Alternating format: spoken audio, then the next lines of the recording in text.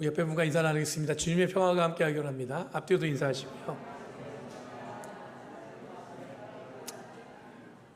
여러분 롱 위크엔드 내일까지 쉬는 날이라 아마 여행을 하신 분들 많을 거고 또 오랜만에 가족들과 함께 멀리 시간을 보낸 분들 많을 겁니다. 그런 와중에 오늘 이 자리에서 함께 예배하는 가운데 하나님께서 우리에게 주신 말씀을 잘 여러분들 기억하시고 이번 한 주간도 든든히 주님과 동행하는 저와 여러분 되길 간절히 바랍니다. 오늘 보면은 예레미야입니다. 예레미야는 우리가 별명이 따로 있어요. 뭐냐면 눈물의 선지자라고도 부릅니다. 눈물을 너무 오늘도 보면 본문이 굉장히 슬프죠. 이런 별명을 붙인 이유는 아무래도 본문을 보면은 이 예레미야의 어떤 이 고생스러운 내용들을 이 성경 본문에서 찾을 수 있기 때문에 그렇습니다. 예레미야가 활동하던 시대는 기원전 7세기 후반에서 6세기 후반입니다. 꽤 길죠. 그러니까 짐작하는 겁니다. 아마 그때가 아니었을까. 그때는 어떤 시기였냐면 이 바벨론의 느부갓네살 왕이 이 유다를 이제 멸망시키고 그다음에 어떻게 보면 전쟁의 어떤 그런 복잡함 속 거기다가 이제 전쟁으로 이제 유다가 완전히 망했어요.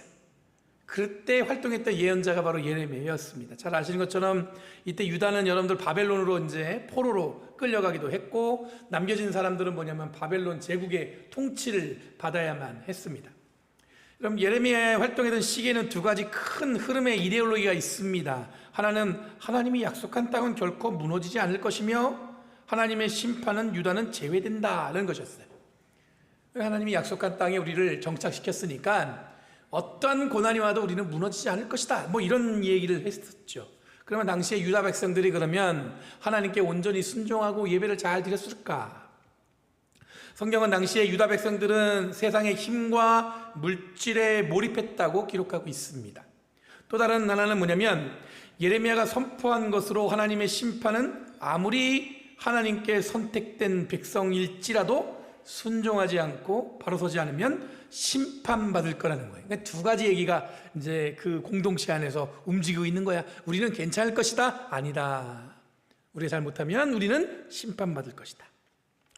여러분 예레미야 이런 심판 이데올로기는 신학적으로는 많은 물음을 안겨줍니다. 하나님이 이스라엘 백성을 선택하셔서 애굽에서 끌어내가지고 젖과 꿀이 흐르는 가나안 땅에 정착하게 하셨어요. 그리고 하나님은 절대로 이스라엘을 심판하지 않으실 거라는 믿음은 이 다윗의 약속을 통해서도 계속해서 이어졌습니다. 하나님이 우리를 선택하셨고 다윗에게 축복하시고 약속하신 걸 보면 끊임없이 우리들은 뭐합니까? 계속 성장하고 문제가 없어야 되는 겁니다. 그런데 예레미야는 오래된 약속만 믿고 실제로는 하나님 앞에 바로 서지 못하고 예배하지 못하는 자들에게는 심판은 어쩔 수 없이 찾아올 것이라고 예레미야는 선포하고 있습니다. 이 두 가지 이데올로기는 당시에 유다 사회의 혼란을 잘 보여줍니다. 보이는 현상은 한두 가지였습니다. 한두 가지가 아니었습니다. 북왕국은 이미 멸망했고 바벨론이 점점 이 제국이 확장되면서 이 유다 중심의 주변 국가들은 다 망하기 시작했습니다. 그런데 유다는 여기에서 어떤 입장을 취해야 하는가가 어떤 정치적인 입장, 어떤 신학적인 입장이 필요했던 거예요. 그러니까 그런 와중에 이제 보면 이 애굽에 그러니까 밑에 이제 이집트에다가 좀 기대서 그들의 힘을 빌려서 그들과 대적하면 우리가 살아남지 않을까 이런 선택하는 사람들도 있었고 어떤 사람들은 뭐냐면 이제 하나님이 온전히 하나님 앞에 회개하지 않으면 우리는 무너질 것이라는 그런 이야기하는 사람들도 있었겠죠. 예레미야는 이런 중요한 시기에 하나님이 주시는 말씀을 전하는데 이 대세는 뭐냐면 모든 것이 다 사람들이 다 괜찮을 거라고 얘기한 거예요. 근데 그것 때문에 예레미야는 제사장 그룹에게 큰 창피와 모욕을 당하는 일이 벌어집니다. 구약의 예언서에 대한 기록은 보통 여러분들 이 사후 예언입니다. 뭐냐면 이게 그때 이제 일어난 사건을 갖다가 기록한 게 아니고요. 시간이 한참 지난 다음에 그 역사적인 사건을 평가하면서 다시 한번 그 시간을 돌이키면서 이 성경을 기록했어요. 이걸 어렵게 느껴질 수 있겠지만 일종의 여러분들 이건 뭐냐면 이 사관이라는 게 통해서 예언서가 편집될 가능성이 있습니다. 뭐냐면 구약은 전체적으로 여러 가지 여기가 있는데 신명기 역사적 사관을 통해서 다시 한번 자기들 평가해요. 왜냐하면 시간이 지난 다음에 우리가 왜 이렇게 됐는가를 돌아봤어요. 왜 우리가 하나님께서 약속하시고 여기까지 잘 가나안 땅에 살게 되었고 하나님이 축복도 주셨는데 우리는 왜 이렇게 나라도 잃어버리고 나라가 무너졌을까? 하나님이 약속한 땅인데. 그럼 여러 가지 질문이 생길 거 아니에요. 하나님이 약하신 건가? 하나님 우리를 버리신 건가? 근데 이 신명기 역사는 뭐냐면 하나님께서 이스라엘 백성이 줬던 율법책을 쭉 돌이켜 보니까 이스라엘 백성이 이 잘못한 거예요. 뭘 잘못했냐면 하나님 앞에 바로 서지도 못했고 하나님께 온전히 예배하지도 못했고 여러 가지 문제들을 발견하기 시작했습니다. 그러면서 그때의 역사를 평가하면서 쓴 게 여러분들 역사서이기도 하고 오늘처럼 예언서의 말씀을 통해서 예언자 입으로 나아가고 있습니다. 우리는 성경을 읽을 때 늘 기억해야 하는 것은 뭐냐면 성경은 그때그때 바로 기록된 것은 아닙니다.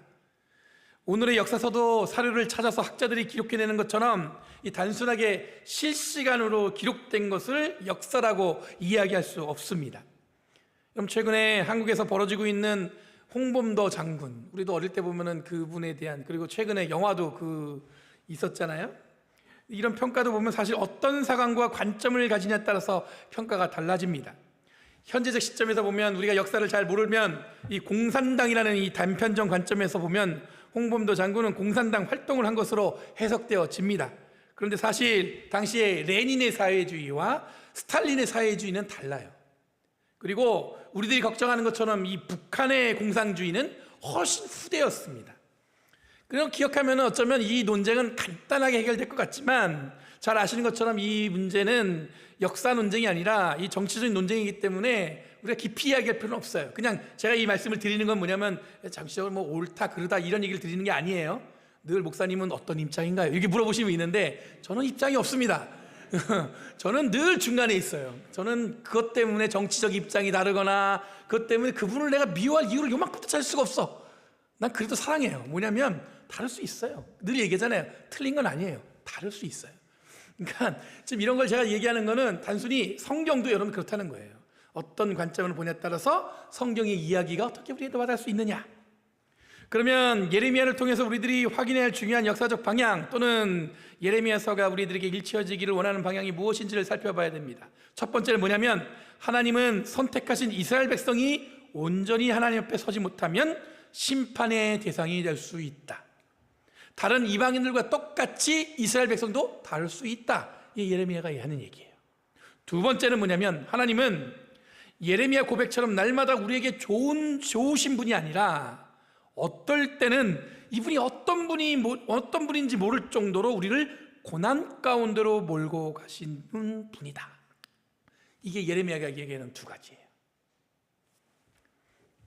여러분 하나님이 예레미야를 부르시는 장면은 꽤 극적인 장면입니다. 예레미야 1장에 보면 하나님이 예레미야를 뭐라고 얘기하냐면 모태부터 너를 내가 선택했다 그러는 거예요. 이게 얼마나 두근거리는 겁니까? 하나님이 나를 어떻게 하냐면 태석에서부터 너를 알고 있다는 거예요. 근데 예레미야가 부담스럽게 거절합니다. 좀 못합니다. 이유가 두 가지예요. 하나는 뭐냐면 저는 나이가 어립니다. 나이가 어린데 어떻게 제가 가서 얘기하겠습니까? 사람들은 내 얘기 안 들을 거예요. 두 번째 뭐냐면 제가 또 말도 잘 못합니다. 말도 더듬더듬하고 사람들한테 설득력 있게 얘기할 수가 없습니다. 그래요. 그때 하나님이 뭐라고 설득하냐면 내가 너와 함께 있고 내 입술을 내게 맡기겠다 이렇게 말씀하신단 말이에요. 이거 얼마나 대단한 얘기예요. 여러분 이런 비슷한 이야기가 모세의 이야기도 살 수 있습니다. 모세가 시내산에서 하나님을 만났습니다. 이 가시떨기에서 불꽃처럼 나타난 하나님을 만났는데 그때 하나님께서 이제 애굽에 가서 너희 백성들을 갖다 끌어오라고 그러죠. 그랬더니 이 모세가 거절합니다. 하나님 저는요 입이 둔해서 성경에 뭐라고 얘기하냐면 입이 둔해서 하나님의 말씀을 제가 대신 전하지 못합니다 이러면서 거절을 해요. 여러분 이런 부족함은 사실 실제로 부족한 것도 맞지만 다른 한편으로는 두려움에 대한 주저음이라고 볼 수가 있습니다. 두려움. 아까 우리 최세용 목사님이 두려웠다고 그러는데 그렇죠. 처음 들어가는 공간은 누구나 다 걱정되죠. 두렵기도 하고 떨리기도 하고 저 공간에 들어가서 나를 어떻게 생각할까 생각하기도 하고 그런 마음이 있죠. 누구나 다 갖고 있습니다. 아마 그런 두려움 때문에 하나님의 부르심에 모세도 그렇고 예레미야도 그렇고 처음엔 다 거절했었어요. 그런데 만약 여러분들이 이런 경우라면 어떻습니까? 제가 하겠습니다 라고 한 것도 아니고 하나님이 선택하셔가지고 이 모든 것을 다 진행시키는 거예요. 제가 하고 싶은 마음이 없었어요. 내가 너와 함께 하겠다. 내가 내 입술에 내 입이 너와 함께 하겠다. 그런 마음으로 예레미야를 설득해가지고 그 사역을 하게끔 만들었습니다. 그럼 여러분도 어떻게 생각하겠어요? 앞으로의 삶은 보장될 거라 생각할 수 있을 거예요. 그런데 예레미야는 그렇게 선택받아서 하나님의 말씀을 대신 전하는데 성경에 보면은 예레미야는 구덩이에 처박히기도 하고 사람들이 예레미야를 죽이려고 하기도 하고 감옥에 갇히는 신세가 되기도 합니다. 하나님의 일을 할 뿐인데 이런 대접을 받는 예레미야 입장에서 생각해 보면 소위 일할 말 나지 않습니다. 자기가 하고 싶다는 게 아니었어요. 하나님이 자기를 불러서 그걸 하라고 말씀하셨어요. 근데 그 일을 하는데 할 때마다 늘 고난 가운데 삶이 있는 거예요. 사람들이 자기를 싫어하는 거예요. 어떨 때는 자기를 죽이려고까지 하는 거예요. 이럴 때 여러분 진작 때려치는 것이 많다 이런 생각이 들 정도죠. 오늘 읽은 본문에 보면 예레미야의 그런 탄식으로 시작됩니다. 15절에 보면 주님께서 저를 아시는 저를 잊지 말고 돌아봐 주십시오. 저를 핍박하는 사람에게 원수를 갚아주십시오. 예레미야가 얼마나 힘들었으면 그렇게 기도하겠어요. 하나님으로부터 선택받은 사람의 이 탄식일까 싶을 정도의 내용이죠. 뭐냐면 자기가 지금 너무 힘드니까 뭐예요? 자기를 핍박하고 자기를 괴롭히는 사람을 어떻게 하라는 거예요? 하나님 대신 원수 좀 갚아주세요 그러는 거예요.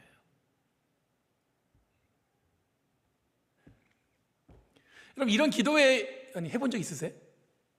저 사람 진짜 보기 싫은데 하나님 저 사람 진짜 어떻게 그런 기도는 솔직히 생각은 하지만 입으로는 나오지 않죠. 근데 예레미야는 지금 하나님께 그렇게 기도하고 있는 거예요. 얼마나 힘들면.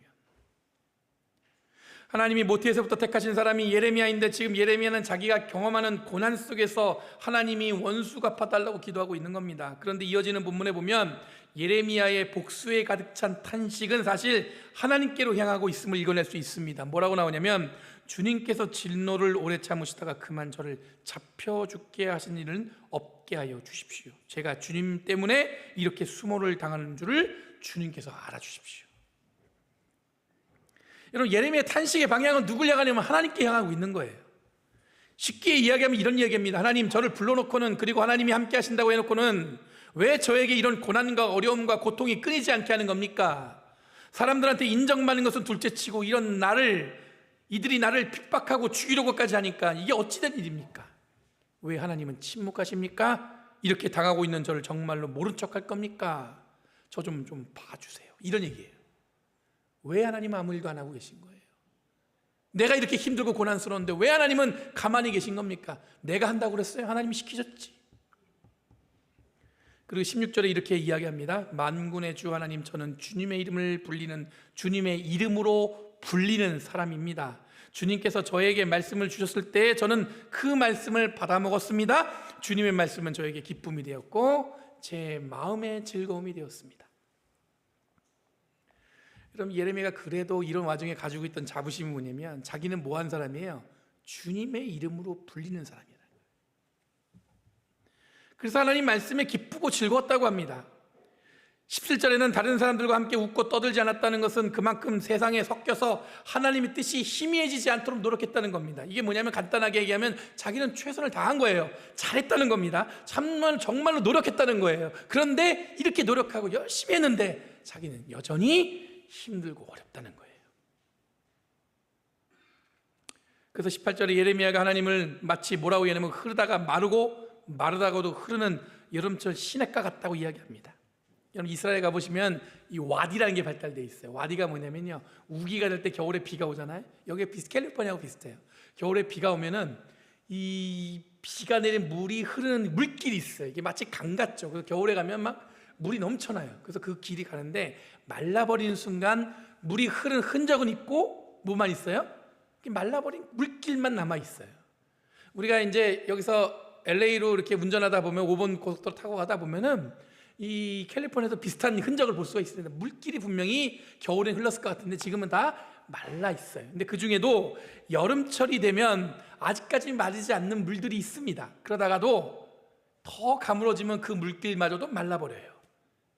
그리고 약간의 어떤 이게 뭔가 이렇게 샘이 솟거나 이럴 때는 그 길로 물이 다시 흐르기도 합니다. 그러니까 이걸 보면서 예레미야가 뭐냐면 하나님 마치 흐르다가도 마르는 시냇물 같다고 얘기하는 거예요. 뭔가 이게 좀처럼 와닿지 않는 거예요 지금.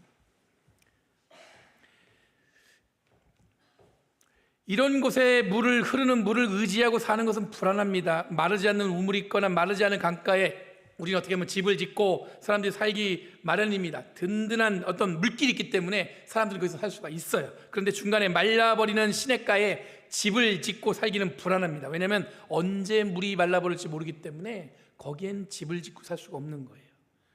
지금 예레미야가 하나님이 이렇다는 겁니다. 흐르다가도 마르고 마르다가도 흐르는 뭔가 좀잡을 수 없는, 아니 안정감이 느껴지지 않는 분이 하나님이라는 분이에요. 우리도 이런 비슷한 경험할 때가 있습니다. 예수를 믿고 구원받은 우리들이 구원받은 사람으로서의 이 삶을 살아가는 것 같지만 이 삶 자체가 고난인 것처럼 살아가면서 살아갈수록 이 짊어져야 될 무게도 크고 고난도 끊이지 않습니다. 제가 교회 다니고 신앙생활 하면서 예수 믿으면서 여러분들이 늘 삶이 고난이 없어진 분이 계세요? 제가 예전에 한국에서 운전을 하다가 어느 길에서 교회가 있는데 간판을 봤는데 교회 간판이 뭐냐면 만사 형통교회.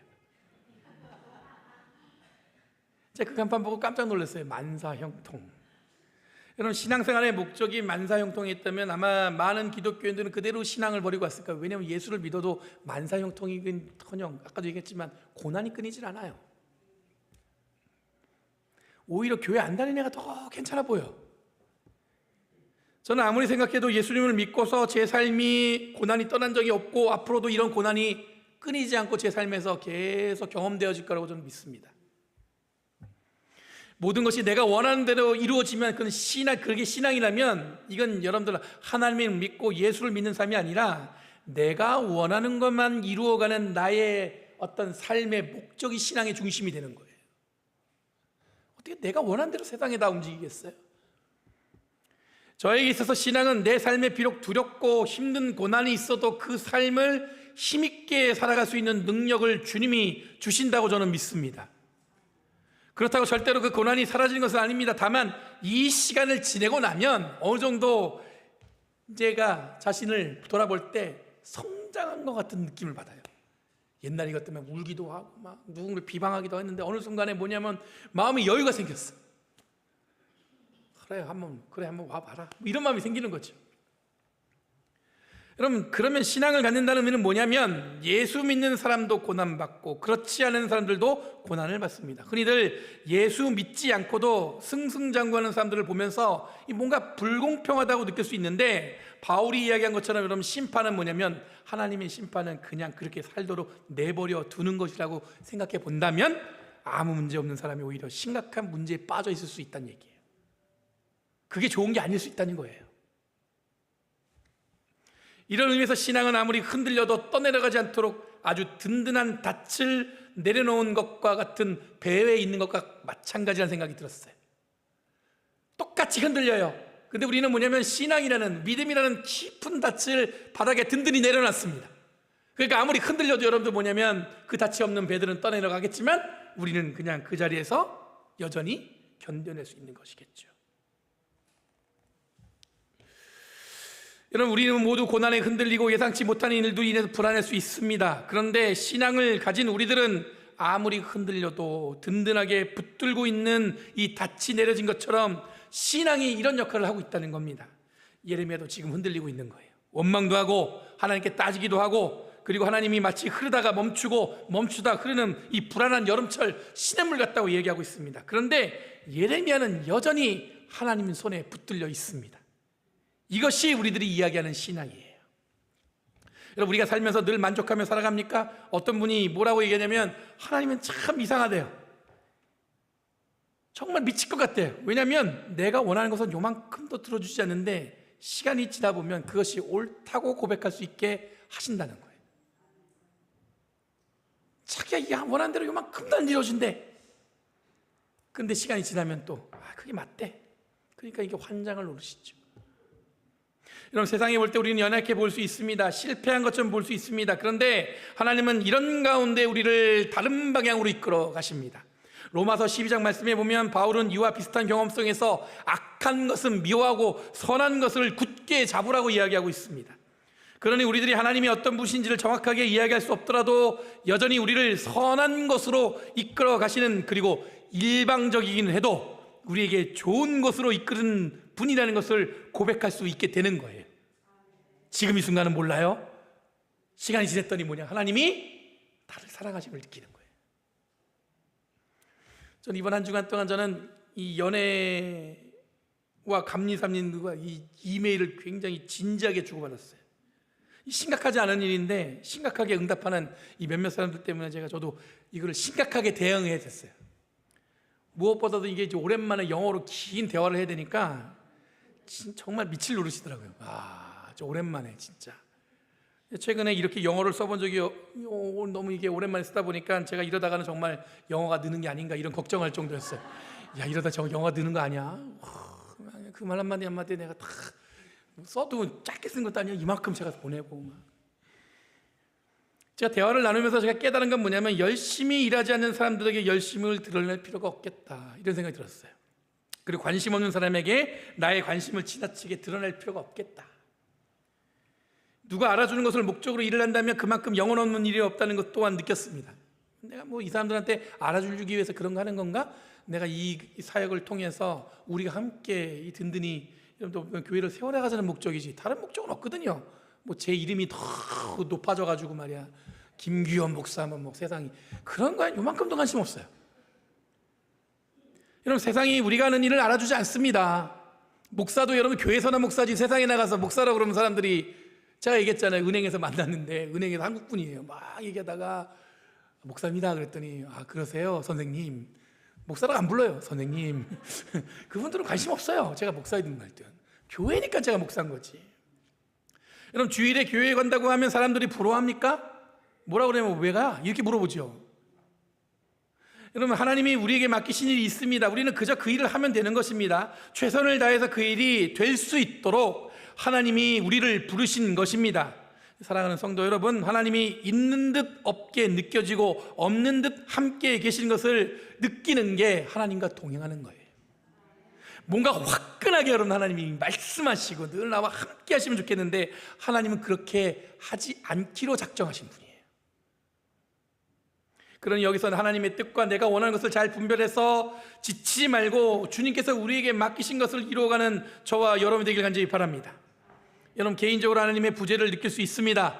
공동체 전체, 교회가 전체가 다 하나님의 부재를 느낄 수도 있습니다. 하나님이 경험되어지지 않는 순간이 우리들이 하나님의 사람임을 드러낼 수 있는 기회임을 기억하시는 저와 여러분 되길 간절히 바랍니다.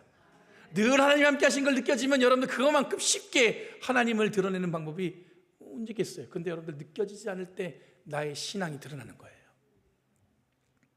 그럼 한국에 가면은 양화대교 북단에 보면은 양화진이라는 곳이 있습니다. 양화진.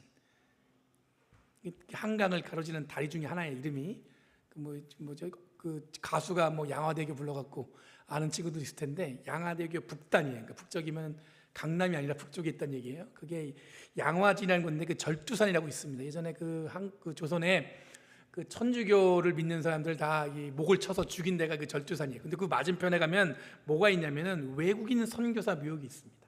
그러니까 조선 땅에 한국에 와가지고 선교 사역을 하다가 이 돌아가신 분들의 묘지가 있어요.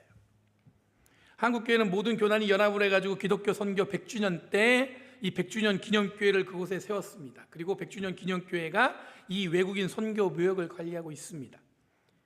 나중에 한국의 성지순례를 한번 주제로 갖다가 한국에도 성지순례 할 때가 굉장히 많아요. 믿음에 처음 선배들이 와서 했던 것들을 한번 프로그램을 짜서 한번 하고 싶은 마음도 있는데 혹시 여러분들 한국에 가실 기회가 생기신다면 이 양화진에 가서 이 외국인 선교사 묘역에 가면은 이 100주년 기념교회가 굉장히 자세한 안내와 설명을 통해서 순례할 수 있는 프로그램이 있습니다. 제가 처음에 이곳에 방문했을 때 제가 깜짝 놀란 게 뭐냐면 정말 많은 선교사들이 있어요. 이 감리교 선교사들이 제일 많았어요. 그리고 6개의 나라의 선교사들이 와서 415명의 묘지가 있어요. 별로 안 놀라시네요. 415명. 그 중에서 아이들이 엄청나게 많아요. 제가 가장 기억에 남는 묘지는 뭐였냐면은 한 가족이 함께 모셔진 자리입니다. 엄마, 아빠, 그리고 아이들 셋. 그래서 묘지 모양이 어떻게 되면 엄마, 아빠는 크고 애들 모양은 작아요. 이게 함께 딱 있어요. 제가 거기서 발걸음이 멈춘 이유는 뭐냐면 하나님이 주신 사명을 따라서 먼 나라, 중국도 아니에요. 그 당시 중국으로도 유명했죠. 일본도 아니었어요. 그 사람들은 중국이나 일본도 아니죠. 조선이 어딘지도 모르는데 그 길 온 거예요. 근데 복음을 전하기 위해서 도착했는데 열심히 사역하다가 풍토병에 걸려가지고 온 가족이 하나님의 부르심을 받은 거예요. 엄마도 돌아가시고 아빠도 돌아가시고 아이들 셋까지 다 한꺼번에. 무엇이 이토록 이 사람들의 삶을 이끌었을까? 고향도 다양합니다. 테네시, 뉴저지, 저 호주에서 온 사람들, 영국에서 온 사람. 자, 이 장면을 생각해 보면 하나님은 분명히 뭐냐면 마른 시냇물 같습니다. 하나님께서 부르셔서 그 사명을 받고 왔는데 어떻게 죽음이라는 고난으로 그 사람들을 몰고 갈 수가 있어요? 마른 시냇물처럼 느껴져요. 그런데 이들이 기억하고 든든하게 기념하는 교회를 옆에 세워져 있고 사람들이 늘 이 자리를 기억하고 기도하는 현재의 대한민국을 보면 하나님은 분명히 흐르는 시냇물입니다. 마르지 않으셨어요. 사랑하는 성도 여러분, 하나님이 흐르다가도 마르는 것처럼 느껴집니다. 하지만 하나님이 그리하심으로 우리들은 더욱더 든든한 신앙으로 하나님과 동행하게 될 줄 믿습니다. 힘들고 어려울 때 우리의 믿음이 시험에 드는 것처럼 느껴집니다. 원망도 나오고 사람을 미워하고 어떨 때는 원수도 만들고 어제까지 평화로웠던 자들과 서로 상처를 드러내면서 주저하지 않고 막 싸워요. 그런 경험할 때가 있죠.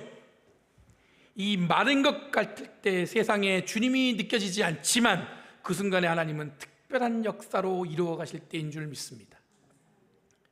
여러분, 이것을 기억하시고 저와 여러분의 삶이나 그리고 열린교회에 앞으로 짊어져야 하는 사명을 온전히 감당하는 가운데 하나님의 크신 뜻을 품고 이 땅을 세워가는 저와 여러분 되길 간절히 바랍니다. 열린교회도 마른 물처럼 느껴질 때가 있을 거예요. 근데 그 순간에 우리의 믿음과 신앙을 드러내는 순간이에요. 그럼 하나님께서는 분명히 흐르는 물처럼 우리에게 여러 가지 기대한 것 이상의 것들을 보여줄 줄 믿습니다. 기도하겠습니다. 거룩하신 주님 감사합니다.